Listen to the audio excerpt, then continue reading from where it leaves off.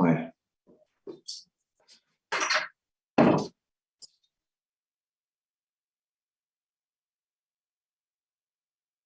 C'est bon. Oui, bonsoir à tous. Je suis ravie de pouvoir faire cette visio avec vous afin d'échanger sur le beau projet de cette rénovation de l'école maternelle Berthier-Albrecht. Je me présente pour les parents qui ne me connaissent pas. Je suis Viviane Desbanques, je suis adjointe aux affaires scolaires. Donc, nous avons quand même un très, très beau projet et ce soir, nous allons pouvoir vous le présenter et essayer de voir tout ce qui va être possible de faire pour améliorer la qualité des déplacements avec les enfants. Et sachez en tout cas que les enfants vont avoir de super conditions de travail avec cette rénovation. Je passe la parole à Anne-Laure. Oui, merci. Donc, je vais vous partager mon écran. Voilà. Merci Madame Desbanques. Donc Anne-Laure Chalet, je suis directrice générale adjointe au service à la population. Et donc pour démarrer cette réunion, simplement vous rappeler donc les règles de la visioconférence. De bien respecter les prises de parole, de bien couper votre micro, donc ça normalement on l'a fait. Et puis pour intervenir ou poser une question, privilégiez si possible le chat. Et veillez éventuellement à bien vous nommer pour qu'on puisse distribuer la parole correctement. Donc, ce soir, effectivement, le principe, c'est de vous présenter le nouveau projet, le projet de l'école pour septembre 2023, et puis la manière dont va se dérouler l'année scolaire un peu exceptionnelle de 2022-2023. Donc, ce que je vous propose, c'est qu'on déroule la réunion en 2 temps. Donc, premier temps sur le projet, on vous présente le projet, on prévoit un temps d'échange. Et puis le deuxième temps sur l'année scolaire 2022-2023, de la même manière, présentation et échange, sachant que on peut préciser que nous avons bien reçu les questions qui nous ont été transmises par Madame Dessoins et auxquelles on veillera à répondre tout au long de la présentation. Et puis évidemment, si vous avez des questions, voilà, des temps d'échange sont prévus à cet effet. Et on a prévu 1 heure de réunion. Donc, je vais passer la parole pour démarrer à Madame Dessoins pour un petit mot d'introduction et puis on pourra démarrer sur notre premier point.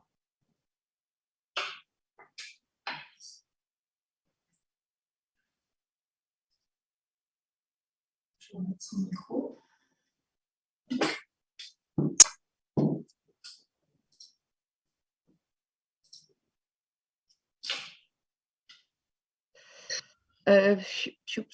Voilà, vous m'entendez, c'est bon?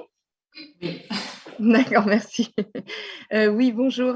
Donc, merci à tous d'être venus. Donc, effectivement, on avait demandé à faire cette réunion avec la mairie pour que l'ensemble des parents soient bien au courant de ce que, du projet donc, à venir et surtout aussi de l'organisation pour l'année prochaine.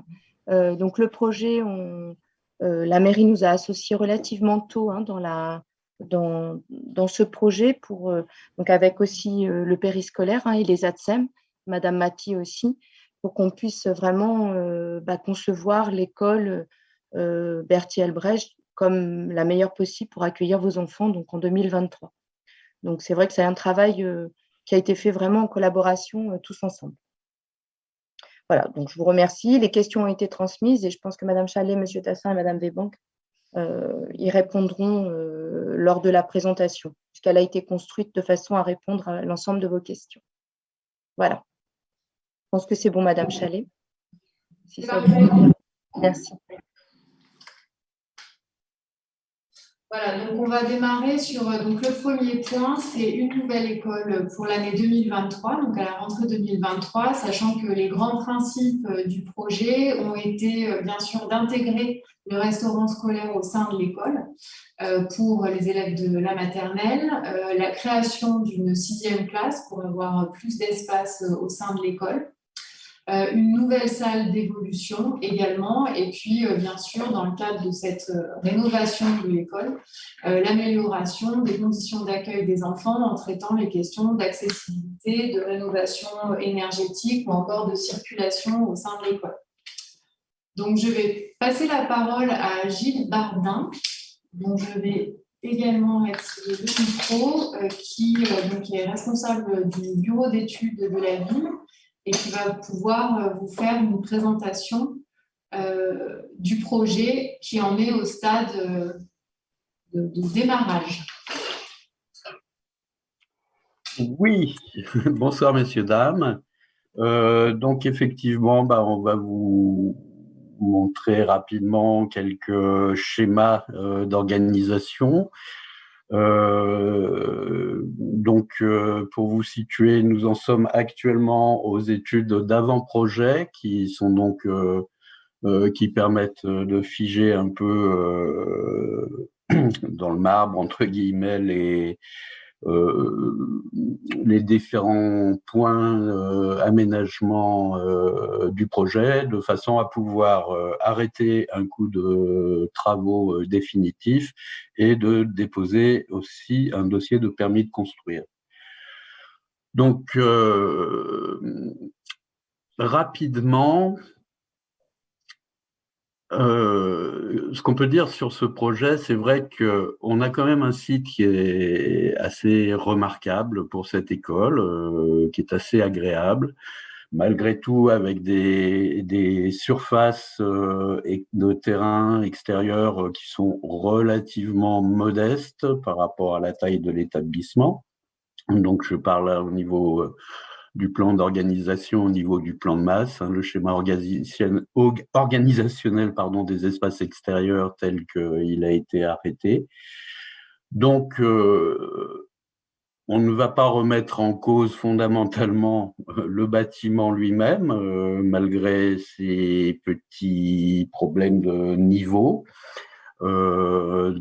Puisque l'école qui à l'heure actuelle est organisée sur 2 niveaux, donc le niveau rez-de-chaussée, le niveau rez-de-jardin, on va dire, pour la partie basse, auquel on va ajouter un niveau supplémentaire en aménageant ici donc cet espace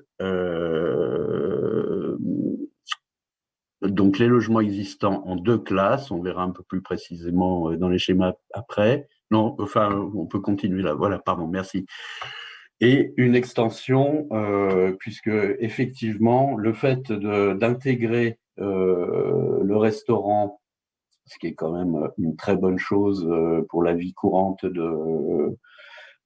des élèves et du personnel, d'intégrer le restaurant dans le volume nous a obligés effectivement à prévoir une extension. Donc, en termes de fonctionnement extérieur, pas grand-chose de bien différent. Donc, on arrive, on rentre toujours par le même endroit, mais très rapidement, sur la droite, il y aura possibilité éventuellement de garer des vélos, etc. Donc, dans quelque chose qu'on va requalifier, donc un abri un peu plus conséquent que ce qu'il y a actuellement, vélos, poussettes. Après, les accès au bâtiment se font toujours par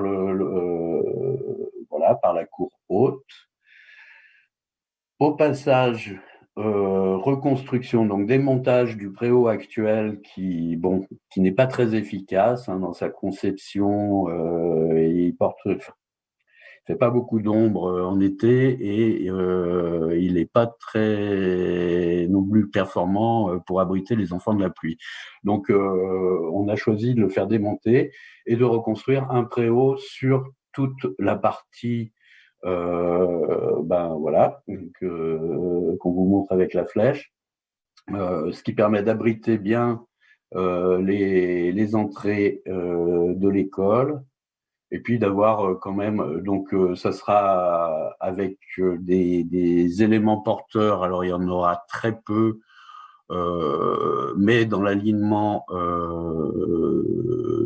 du bâtiment et non plus en plein milieu comme maintenant. Donc, ça sera une surface qui sera quand même réellement exploitable pour les récréations. En termes nous verrons après, par rapport à l'organisation de l'école, on aura en fait deux accès pour entrer dans l'école. Donc l'accès actuel qui desservira plutôt les classes des petits, et à l'opposé,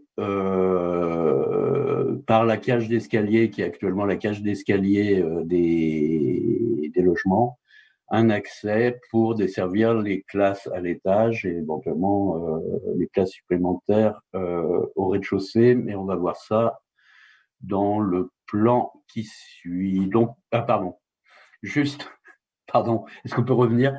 On conserve l'allée de service sur le côté, qui va nous permettre effectivement d'assurer les livraisons au niveau du restaurant qu'on a choisi donc de situer au rez-de-jardin, au rez de la courbasse. Voilà, là on peut passer. Attaquons par là justement. Donc on conserve le local agent espace vert à ce niveau-là. Et donc en partie, toute la partie jaune va correspondre au futur restaurant, à l'office, voilà. Et vous voyez en fait une grande flèche verte, un couloir qui va nous permettre d'accéder jusqu'à l'ascenseur, puisque, donc dans le cadre effectivement de la mise en accessibilité du bâtiment, il était, comme on est sur 3 niveaux, il était important de pouvoir desservir chaque niveau par un ascenseur. Et en fait, cette solution a donc été proposée par l'architecte, qui nous permet d'avoir un seul ascenseur qui va desservir les 3 niveaux. On va retrouver dans le vide sanitaire actuel, qui est très haut, hein, puisqu'il fait plus de 2 mètres sous poutre, donc un local de stockage d'école un peu plus grand que celui actuel. Les caves des logements serviront, il y a la chaufferie de toute façon, etc., qu'on voit en haut, voilà. Et puis de petits rangements, rangement de petits matériels, puisque là, ce niveau-là est légèrement supérieur et n'est pas accessible par l'ascenseur. Si vous voulez bien, on peut passer directement, voilà, au niveau supérieur, donc au niveau de la rue. Donc, on voit, comme je l'évoquais, accès des petits, un peu comme maintenant, donc avec les sanitaires qui sont conservés, mais qui seront améliorés, notamment en termes d'intimité et puis de circulation plus fluide. Donc on retrouve les classes des petits, comme vous le voyez plutôt par là.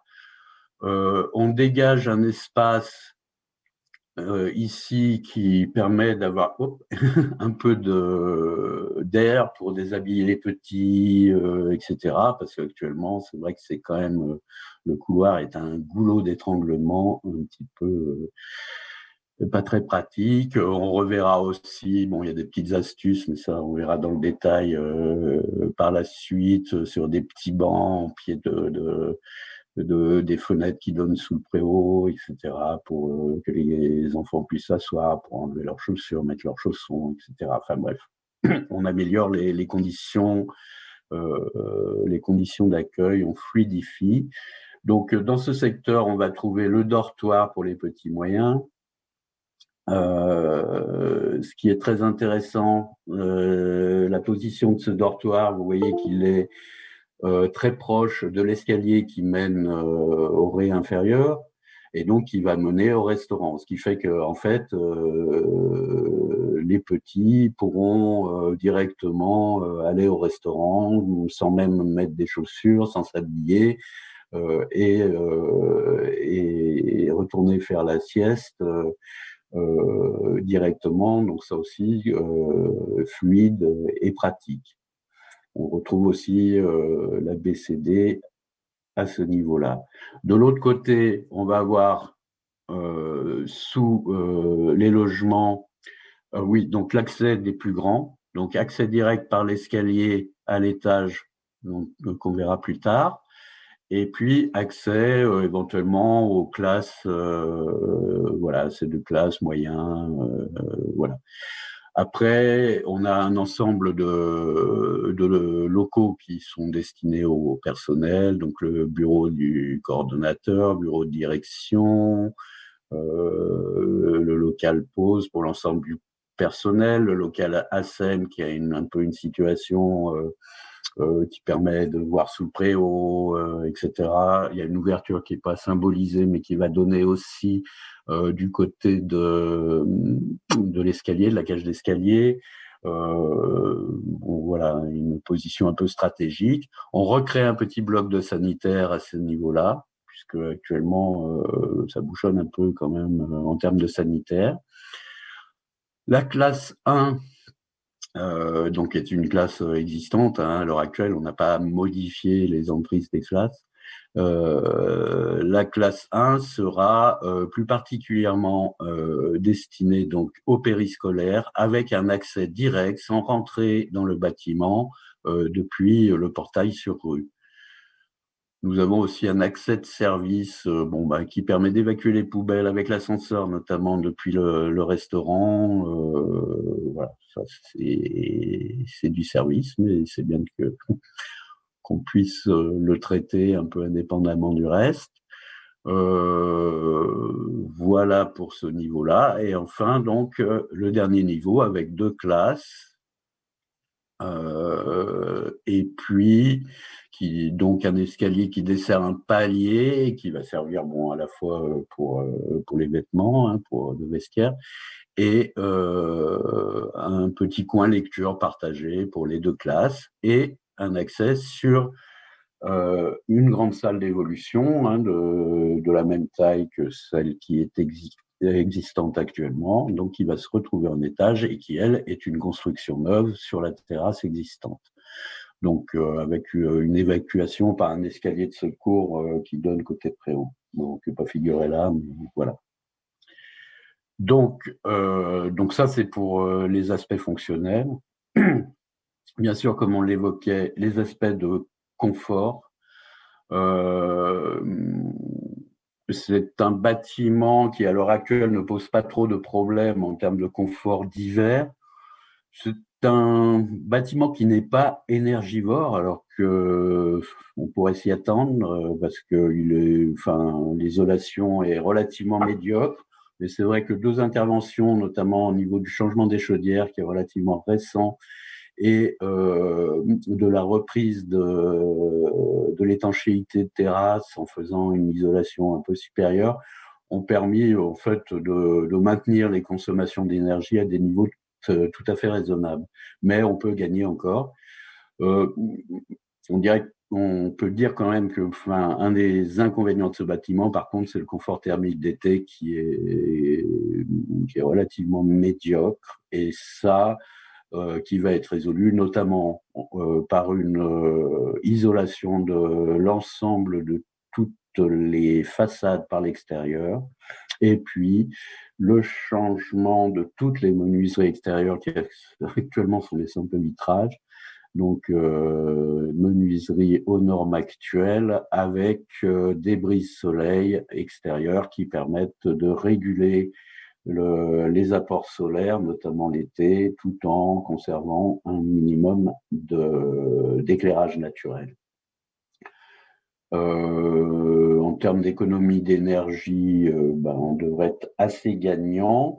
On ne choisira pas pour l'instant de renforcer l'isolation en toiture, mais ce sera quelque chose qu'on envisagera dans une dizaine d'années. Mais c'est vrai que comme on a refait l'étanchéité il n'y a pas longtemps, ça serait un peu gâchis et d'un point de vue développement durable, pas très cohérent. Voilà, donc en revanche, sauf sur une partie où on va installer une 50aine de mètres carrés de panneaux solaires photovoltaïques qui devrait couvrir à peu près l'équivalent de 50% de consommation du bâtiment en électricité. Voilà, en gros. Donc maintenant, si vous avez des questions, nous sommes à votre disposition. Merci Gilles. Je t'en prie. Donc, si vous avez des questions, n'hésitez pas à les poser via le chat.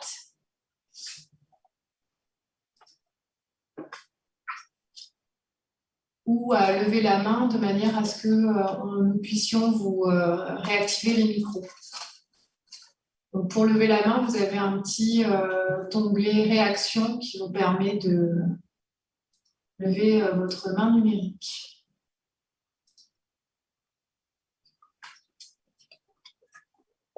Des questions? Alors, une première question, y a-t-il des travaux prévus pour la cour du bas? Oui, il y aura des réaménagements relativement modestes, puisque en fait, c'est vrai que c'est une cour qui fonctionne, qui donne plutôt satisfaction d'une part aux enfants et d'autre part à l'équipe pédagogique. Donc après, bon, on verra ça un peu plus finement, peut-être un peu plus d'ombre. Voilà, mais bon, pas des transformations énormes. Merci. On a une question donc, pour toi également, Gilles, sur les salles des grands qui sont à l'étage et qui semblent plus petites. Et du coup, des questions sur les mètres carrés des salles. Alors, c'est vrai que les salles sont un peu plus petites que celles du rez-de-chaussée. Euh, donc, mais elles restent dans des surfaces qui sont acceptables, enfin conseillées. Et par ailleurs, justement, on a créé, c'était un peu la configuration des murs, des porteurs, etc., qui a un peu amené à ça, mais qui a permis de libérer un espace supplémentaire, qui est un espace de lecture, de coin calme ou autre chose, ou de petit atelier qui permet d'avoir un peu d'espace supplémentaire partagé entre les deux classes. Merci. Et une classe peut-être, une question peut-être pour Madame De Souan sur les classes mixtes.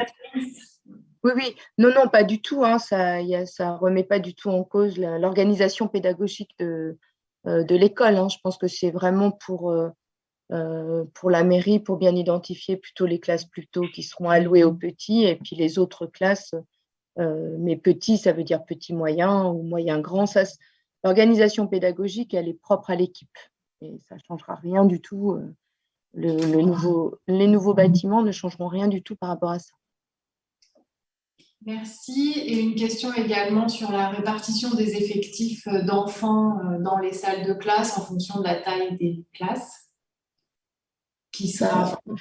Ça, c'est plus compliqué à dire, hein, parce que d'abord, ça dépendra des effectifs. Évidemment, aujourd'hui, les classes, moi, je ne sais pas combien elles font les salles, j'ai plus en tête le nombre de mètres carrés. Quand nous étions 30, c'est vrai que c'est un peu juste, ça c'est clair. Les salles du haut, on verra comment adapter. Là, pour aujourd'hui, c'est vrai que les salles à l'étage semblent plus allouées aux grands, c'est un peu plus normal. Après, les effectifs, on essaye évidemment d'ajuster, mais ce n'est pas parce qu'on aura 6 classes qu'on aura 6 enseignants. Donc, là, les effectifs, c'est très changeant d'année en année, en fait. Donc, on adapte les répartitions et puis justement les niveaux en fonction de nos effectifs. Mais ça se fait au coup par coup. Pour préciser, donc les deux classes d'en haut font un peu plus de 50 mètres carrés et les classes d'en bas font 57 mètres carrés, entre 56 ou 57. Donc, 5 ou 6 mètres carrés d'écart, en fait. Voilà, c'est ça. D'accord. Oui, c'était ce qu'on avait vu, hein, il me semble, dès la première Oui, oui, fois. tout à fait. Oui, complètement. Très bien. Merci. Visiblement, il n'y a pas d'autres questions concernant le projet de l'école. Donc, peut-être préciser que le principe, c'est que donc là, les travaux devront être réalisés sur l'année scolaire prochaine, c'est-à-dire 2022-2023. Donc, je vais simplement repartager mon écran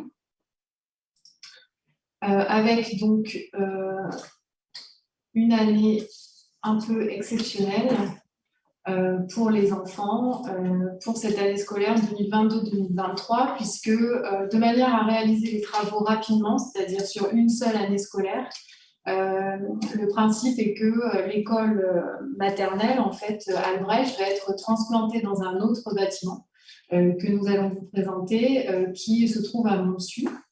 C'est donc une année scolaire hors les murs pour ne pas avoir à subir le temps des travaux, les désagréments des travaux pour les enfants, pour les enseignants, pour l'équipe enseignante.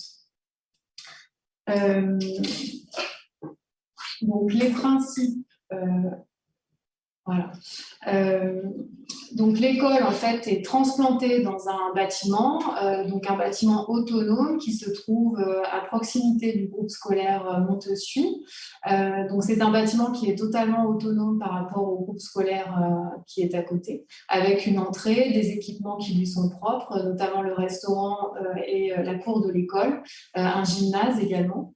Un restaurant qui se trouve au rez-de-chaussée qui a 2 salles d'une capacité de 110 élèves qui sera entièrement dédiée à la maternelle Albrecht. Et nous avons 9 salles de classe, 2 couchettes, une salle d'évolution, je l'ai dit juste avant. Et on prévoit de vous proposer une journée porte ouverte au printemps de manière à ce que vous puissiez découvrir ce bâtiment. Donc, il se trouve, comme je vous le disais, à proximité du groupe scolaire Montessuie, c'est-à-dire qu'on a ici le groupe scolaire avec l'élémentaire et la maternelle, et ici l'école d'accueil pour la maternelle Albrecht, qui est un bâtiment qui a été entièrement rénové dernièrement et qui a déjà accueilli pendant les travaux qui ont été réalisés sur l'école Montessuie, la maternelle dans un premier temps, puis les enfants d'élémentaire. Donc, je vous montre l'entrée. Donc, c'est ce bâtiment ici qui dispose de sa propre entrée qui a été aménagée ici avec un cheminement piéton. Donc, sur la rue Pasteur. Donc, ça, c'est la photographie de l'entrée de l'école. La cour de l'école, qui est relativement grande et sur 2 niveaux avec un petit plateau sportif. Donc, qui sera dédié entièrement aux enfants de l'école maternelle Berthier Albrecht qui vont séjourner dans cette école pendant une année scolaire. Et ici, une photographie du restaurant scolaire de l'école, donc qui est également dédié aux enfants avec son propre office. Donc, c'est aussi le personnel de la restauration municipale de Berthier Albrecht qui se déplace sur cette école d'accueil, puisque, voilà, encore une fois, c'est vraiment toute l'école qui est autonome par rapport au groupe scolaire qui est à côté et qui va fonctionner normalement avec son propre restaurant scolaire. Donc là, c'était une carte pour vous montrer un petit peu la localisation de l'école. Donc, le groupe scolaire Berthier Albrecht est ici avec la maternelle ici. Le bâtiment d'accueil Albrecht est ici. Et on vous a mis pour indication les rayons en fait à vol d'oiseau, voilà, pour évaluer un petit peu la distance, sachant que les points bleus, ce sont les données de cette année scolaire 2021-2022 avec la localisation des familles. Donc, voilà, pour se rendre compte effectivement un petit peu de la distance et à parcourir pour arriver à l'école. En termes de modalités donc, que la ville propose de mettre en place et que nous souhaitions vous présenter ce soir avec des propositions qui sont à affiner et pour lesquelles on souhaiterait proposer un questionnaire dès le mois de janvier pour affiner un peu vos besoins. Donc, ce serait la mise en place d'un ramassage scolaire avec un bus qui partirait le matin de Berthier-Albrecht, donc devant les commerces de la rue de Margnol, donc en haut de la rue de l'Oratoire, pour arriver à l'école à 8h30. On est en train de voir avec l'inspectrice et l'équipe enseignante et nos agents aussi pour des horaires scolaires adaptés qui permettraient une certaine souplesse, c'est-à-dire qu'on pourrait démarrer l'école un petit peu plus tard, avoir une pause méridienne un peu plus courte, de manière à englober les temps de transport ou voilà, les temps de latence nécessaires tant pour le bus que pour vous, si vous emmenez vos enfants directement à l'école dans leur école d'accueil. Et un accueil du matin qui se ferait sur l'école élémentaire Albrecht, puisqu'aujourd'hui ça concerne assez peu d'enfants, mais pour les enfants qui arrivent un petit peu avant 8h20, qui pourraient être accueillis sur l'école élémentaire Albrecht et puis conduits à la navette par nos équipes. La ville sera également présente, on a vu la répartition des familles pour celles qui le peuvent et qui le souhaitent pour créer éventuellement des lignes de pédibus vous permettant de vous organiser pour accompagner les enfants à pied à l'école pour ceux qui sont géographiquement relativement proches. Et effectivement, voilà, la diffusion de ce questionnaire pour bien identifier avec vous et quantifier les besoins, notamment pour la navette du matin. Donc voilà ce qui est proposé pour l'instant. Et donc, nous pouvons passer aux questions.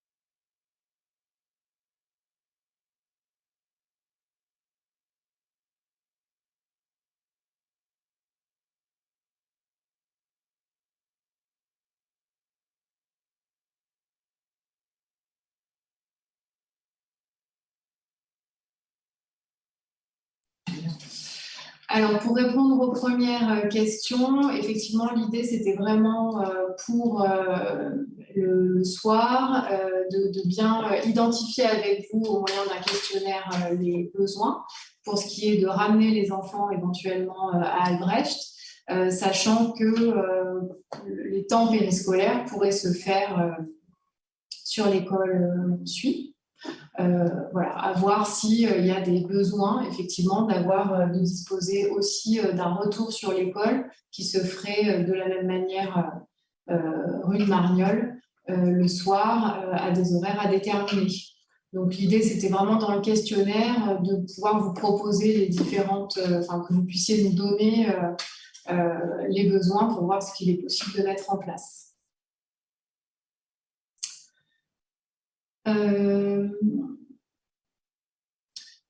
Et pour le midi également.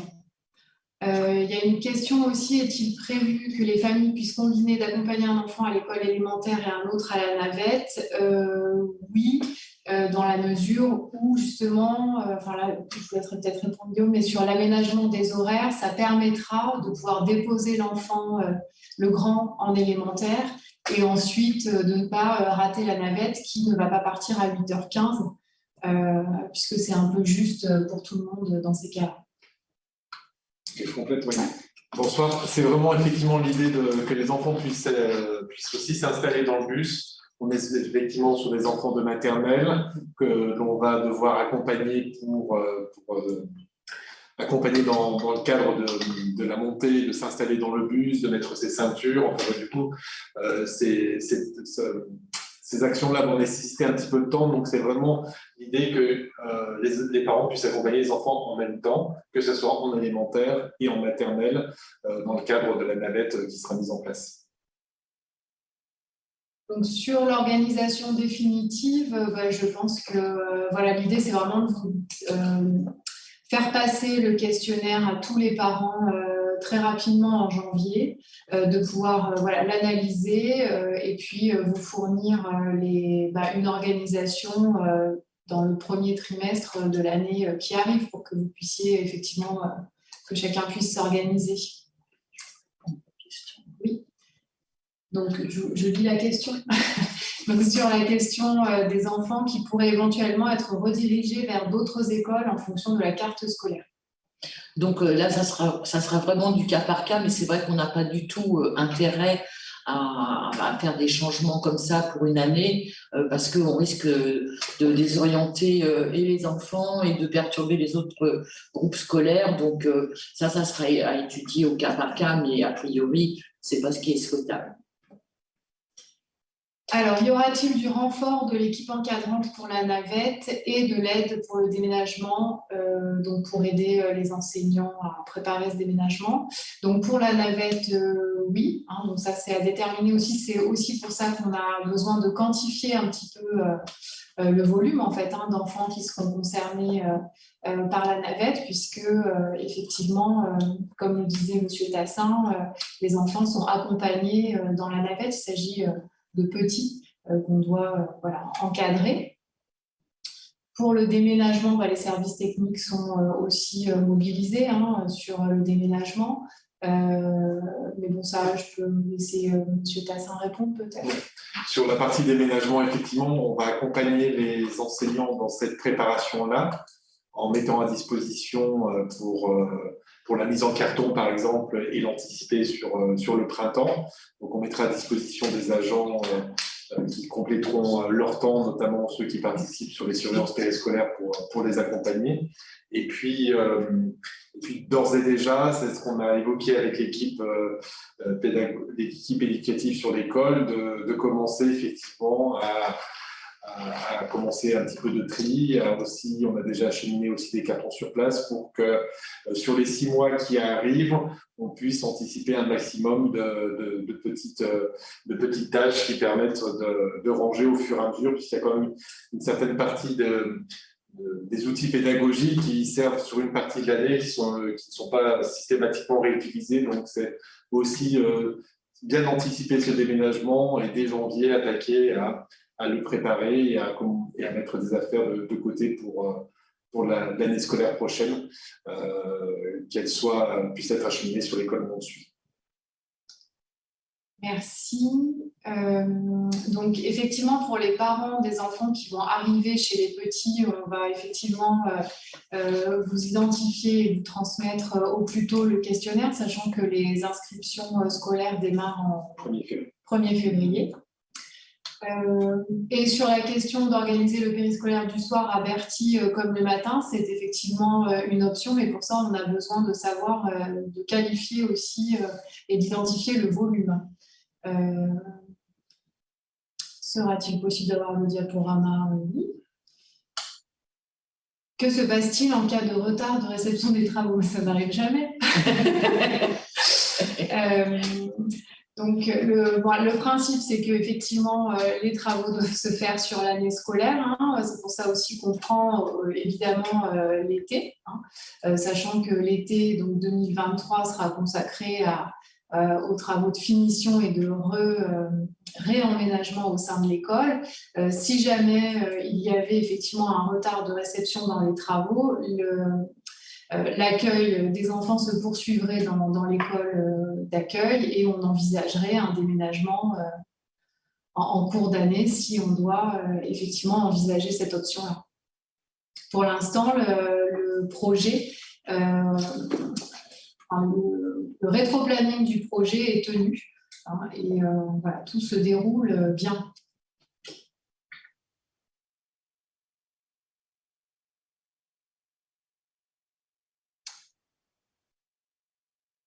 Bien, écoutez, visiblement, il n'y a pas d'autres questions. Dans ce cas-là, je vais laisser Madame Véban conclure. Mais écoutez, j'espère que vous allez bien remplir le questionnaire de façon précise, parce que grâce à ça, nous, on va pouvoir affiner. Et je vous remercie de vous être connectés et je pense qu'on est parti là sur un très, très beau projet et les enfants vont vraiment, vraiment être très, très contents d'entrer dans une belle école. Voilà, je vous remercie, je vous souhaite une belle soirée et je vous dis à bientôt. Au revoir. Merci, au revoir.